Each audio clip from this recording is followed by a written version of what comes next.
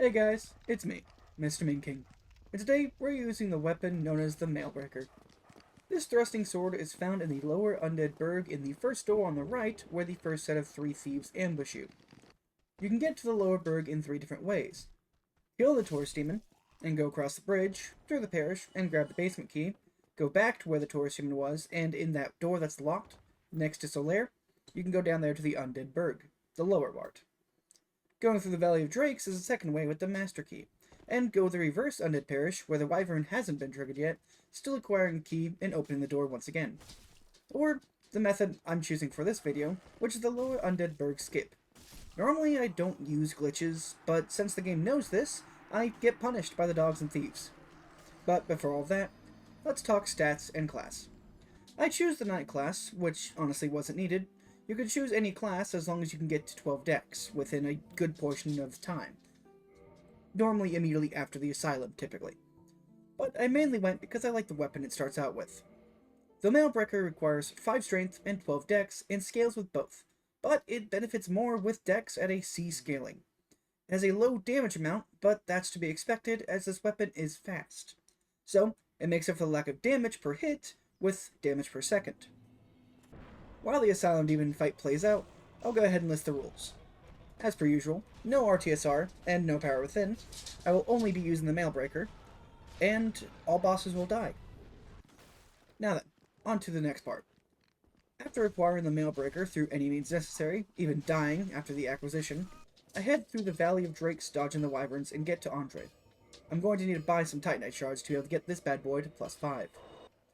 After acquiring said +5 with Andre, I decided to test out on the Nike Knight. But I only learned this run, you can parry them. You can't riposte them, but you can parry them, which is quite neat, honestly.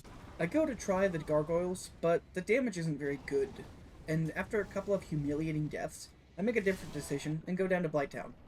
I collect the souls of proud knights to level up my dex and health, and I forget the large shards down here. That'll bite me in the butt in a bit. After a couple more humiliating deaths and some doom scrolling on YouTube, thankfully, I get the last hidden before the gargoyle swings again, which finishes them off and lets me ring the first bell. 1 out of 2 done. I go and decide to fight the tourist demon, which, let's be honest, he's not as scary the 50th time you fight him as he is the first time. So, no sweat was made, and that's another boss down. I decide to go to the lower burg the correct way this time, so I cross the bridge, acquire the basement key, cross the bridge again, almost dying to the fire, and open the door. I just wanted you to see the pain I dealt with. I clear the lower burg and get around to unlocking the sewer shortcut, and before anything else, I drink some gamer subs because this session was done at 2 AM, and I needed my caffeine boost. No, this isn't sponsored, I just like gamer subs. I go back through the parish, and the garden, and I grab the wolf ring. Then I kick Lotric down for the ring of favor and protection. And for once, I put them immediately on. See guys, I have 1 brain cell.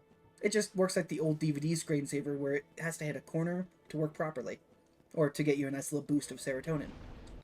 Back to the sewers, we head towards the cavern and get this funny shot of the dogs jumping over me. Hey, if it gets me into the boss room faster, then I accept it. Here's what I like about thrusting swords and overhead attack weapons. I don't bounce off the wall when attacking the dogs. Ignore the fact I bounced off the wall while attacking the dogs. Also, the fact that this swing from Capra went over my head is really funny to me, because any other game it would have immediately hit me because the hitbox is too wide. But with a couple of swings and pokes here, Capra evens down. Honestly, this weapon doesn't feel too bad. I went in expecting pure pain, and so far I've had fun. Will that change? Nah, only time will tell. Time to go into the depths and acquire the one single item I need down here, the large ember. We'll need it for +10 soon. We head back to Andre to upgrade to +6, but as I mentioned, I forgot to grab the large shards. See? Told you it'll bite me in the butt. We head back to Blighttown and grab a couple of them. Here's a fun fact. I was going to buy the blacksmithing box first, but Andre is the only blacksmith that can take a weapon to +6 regular reinforcement and to +11. So, if you kill Andre, even if you've given him both embers, you can't upgrade a weapon to regular reinforcement of +15 unless it was already +11. But that's fine. You can still get +6 if you go Chaos, Fire, Magic, and Enchanted, so you're not totally screwed out. We go back to Blighttown and find the last bit to get +10. This took me about 40 minutes, And here's the one issue with the thrusting sword I actually genuinely have a problem with. It's nearly impossible to hit these lizards, to a point I almost made an exception to switch weapons for this part. But hey, I got a slab. We got our weapon to plus 10 and level our dex to 30 before fighting Quelaag. Funny enough, I was actually able to 100% no-hit Quelaag, and she didn't even step on me with her jump. That rarely happens to me, but that's fine. Quelaag goes down easy because she's weak to thrust, if you catch my drift. We go and ring the second bell, and that means Sense Fortress is finally open.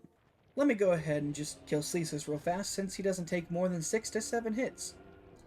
We're going to go back to Firelink, and I actually make a decision to get a plus 15 before Analondo. I mean, after all, the only lizard I did kill dropped a slab. So, to do Londo I go, I guess. This is how I run through the ghost house. It works 100% of the time that it works.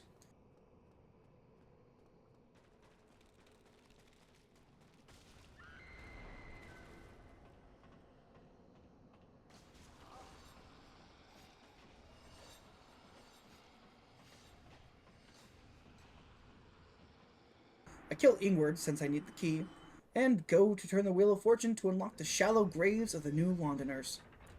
After grabbing some chunks, I go ahead and grab the Ember. Andre wants it, and Andre needs it, so I give it to him. Upgrade my Mailbreaker to plus 13. I need 2 more chunks, and what do you know? Sense Fortress has 2 giants that guarantee a chunk each. The first giant goes down, alongside a lizard that followed me, so that's 1 chunk obtained. And through Sense Fortress, I go to the top, to the next giant, where I taunt him. He throws a tantrum, which allows me to get a lot of damage before he stands back up. That's fine. Couple more pokes, and he still dies. And like that, plus 15 Mailbreaker. The Iron Golem doesn't pose too much of a threat, and his core sounds like it's overheating. So, I make sure to post some exhaust holes into the armor to help cool it off. You know, to be kind. But I think I hit a main power supply, because he shut down like Windows 10. Once we're in Analondo, and at the bonfire, we level up to 39 dex and 21 vitality. We get through the rafters. Okay, maybe I died. We get through the rafters, evade this gargoyle, and grab the bonfire where the twink is. Then, because I'm dastardly, we kill this gargoyle. I get really lucky with the post and make it around to the sad, empty room. We must stay focused and cry into our pillow later. Now's not the time. Now then, we're watching my first time ever killing Smough in a challenge run, and boy, that damage is hot to see. Now, I don't know about you, but I never think to fight Super Ornstein because he's just not as easy or quick to fight. So obviously, we kill him first, then Super Smough. But I'll point out, Super Ornstein does have a smaller slam radius, but he's just as buggy. However, with all that being said, it was still a first-time victory against the dynamic duo. But, of course, there's another reason why I killed Ornstein second. See that drop? We need that. This here is the Leo Ring. It gives more counter damage onto thrust weapons, and lucky for us, the Mailbreaker is a thrusting sword, which indeed is classified as a thrusting weapon. That's just extra counter damage, completely for free. And since Guinevere gives us the Super Bowl, now we're able to warp wherever we please. So of course, like the sheep I am, it's back to Firelink. So because of the last 2 challenges I've done, those being the Vamos Hammer and Ujigatana, where I was cursed, I didn't have the option to use humanity for bonfires, and I completely forgot about Pinwheel, and I could have 20 Estus this whole time. So naturally, we go down and kill Pinwheel with little difficulty, and we get the Skull Lantern for Nito's boss fight. Afterwards, we go and descend back to Quelaag's sister, kill her, and head to the Fire Sage Demon, where only now do I realize I never placed the Soup Bowl. We head to the altar and place it, and it's time for Fire Sage, who, let's be real, isn't really that difficult of an opponent. Couple of Ozempic needle pokes here, and he's drained of all his fat, like a celebrity movie about weight loss. Up next is the Centipede Demon, and with no time wasted, I get the ring. There's not much to talk about with this boss fight, apart from me doing my best Paris impression, but without the bow. And like that, we find the lost city of Atlantis. Islith. Right, left, middle. Bug gets squished. I love this boss, and I hope they bring it back to Night Rain someday, even if they have to change it up a little bit. You know, kind of like how they have that one boss down below, like with the lava pit. They should do that for the Battle of Chaos. It'd be fun.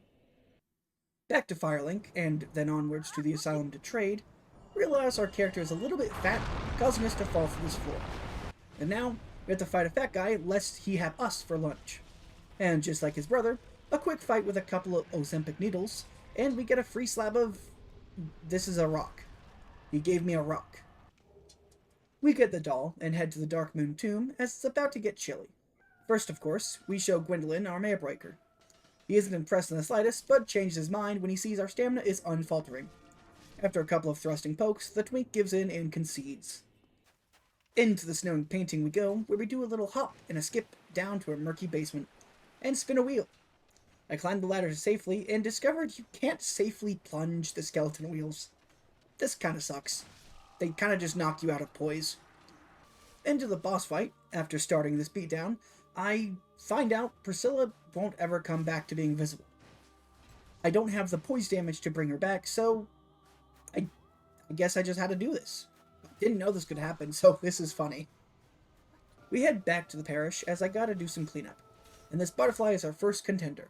Thankfully, it's also a one-cycle fight, so it isn't too much waiting. This also still is one of my favorite OSTs in this game, and the butterfly and Gwendolyn share it. It's just beautiful to me. I'm not going to rant about the Hydra this time, I'm just going to show it dying. Oh, hey Dusk. Up the ladder, past the cat, to the graveyard where Sif is sat. Once again, I'm asking, how long do you think Artorias trained Sif to be able to move like this? 1 year? 2 years? 5? And what did Bro feed Sif? It's a massive dog. What's this, Clifford?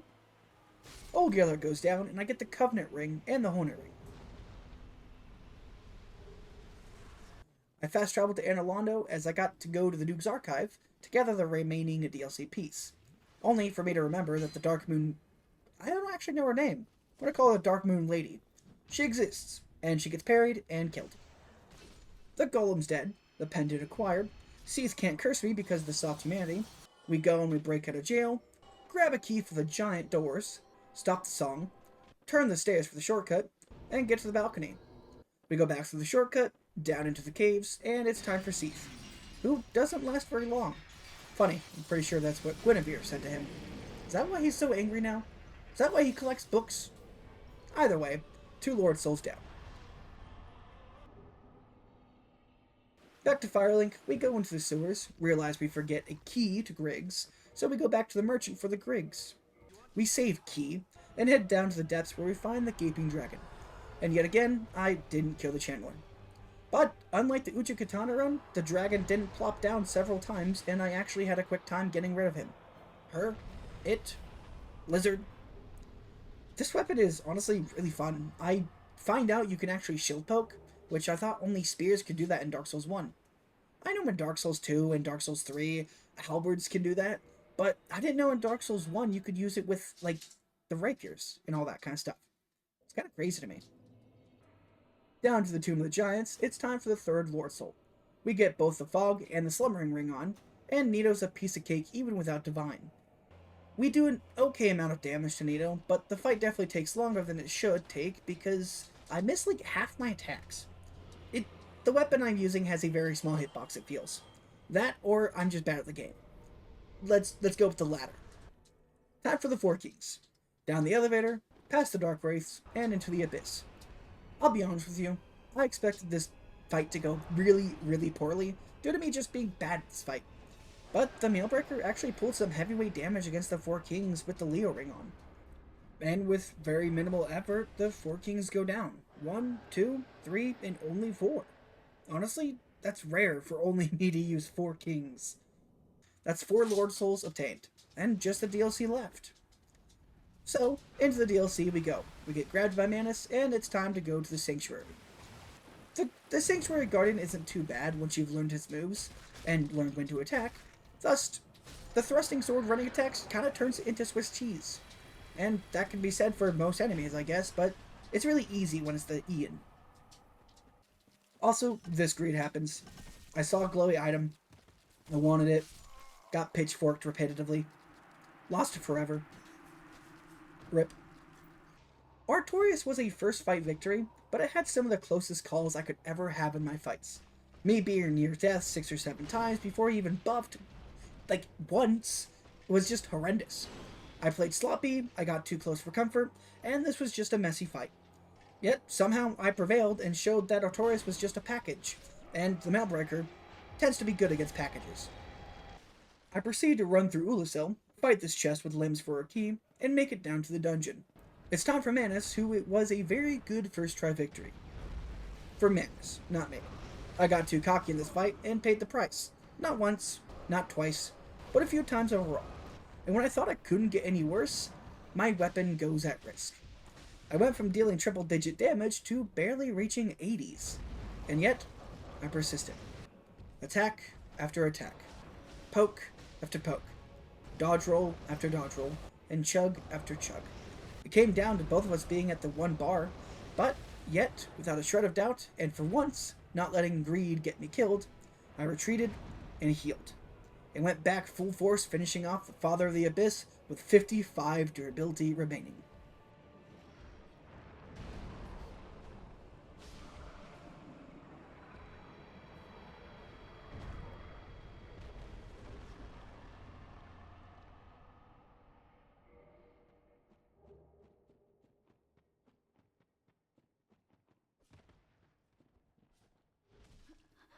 Oh, also, by dusk. We get Goff to shoot down the dragon, and we show Calamite that our stiff Mailbreaker is fully repaired and ready to thrust. We don't do a lot of damage, less than triple digits, and not very fun, with very small counter windows on the fight, which should have more. This fight looks like it's going to play a lot longer than we want to. So, let's play it safe. We're in for a long one. We have the stamina to keep giving more pokes until the dragon finally stays down, and now there's only one boss left, Lord of Cinder himself. We place their Lord Souls, we go through the kiln, and obviously I'm not going to lose to him. Parry here, a parry there. I mean, I get him to such low HP, there's no way... Oh. Me and my big fat mouth. Why does this keep happening in my runs? No, I'm not letting you kill me a second time. You stay down. Stay down. Stay down. And like that, the run's over. My final thoughts are simple. The Mailbreaker is quite fun. I don't see many people going through the weapons and doing little challenge runs through them, apart from, like, weapon classes themselves, and giving the low-level ones not much screen time, while giving the ones that are really strong too much screen time. So I figured I'd kind of find a balance and try to do every weapon in the game that I can. So, over the course of the next couple of years, possibly, or even couple of months, I'm going to try to do every single weapon in Dark Souls 1, and then probably move to Dark Souls 2. I don't know if I'll do like a lot of sorceries or another pyromancy or even miracles, but I do know that this has been fun. If you haven't given thrusting swords a try, I highly recommend doing it, as you can get the stock down in New Londo just by going down the elevator, or the Mailbreaker is right there in the lower Undead Burg. I know there's a couple more, like the Rapier you can just buy, or Velka's Rapier, but these ones aren't really used often, at least from what I've seen. But most of the bosses being first try victories is probably a skill of power versus the weapon itself, but it's still impressive to actually do that. And the counter damage is just insane. Not to mention, I play without Rtsr and without Power Within. I didn't even use weapon buffs. This weapon could absolutely put out a lot more DPS than I can do in this run alone. So, with that being said, thank you for watching, and I hope you enjoyed. If you did, leave a like and comment down below. This video's question of the day is simple. What's your favorite go-to weapon for just a casual playthrough of the game, where you can just turn your brain off? Mine's obviously the Black Knight weapons, as they were how I beat the game the first time, and it's just fun to get them. Granted, 20% is kind of rough to get, but you can still get them. Let me know yours down below, and have a wonderful time. And burn down some Minecraft villages. It's really fun.